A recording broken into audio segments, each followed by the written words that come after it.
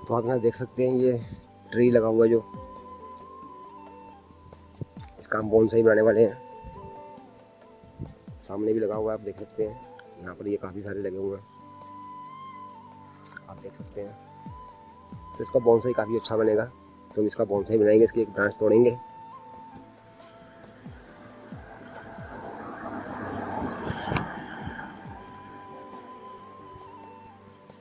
तो आप यहाँ देख सकते हैं कि मैं ये ब्रांचेस तोड़ कर ले आया हूँ इसकी,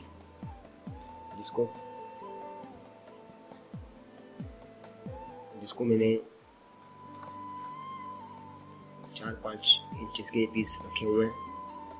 अब इसके यहाँ पर हम जो नीचे वाला हिस्सा है बॉटम पर, जो हमें पानी में डालना है, इसके ऊपर हम किसी चीज़ से थोड़ा थोड़ा खुरच लेंगे। इसको खुरचने से होगा क्या कि ये यहीं से अपनी जो रूट्स है निकालनी शुरू कर देता है।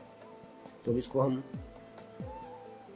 रूटिंग पाउडर के पानी में डालेंगे और इसका रिजल्ट हम फिर आपके साथ शेयर करेंगे कि ये ग्रो हो रहे हैं या नहीं।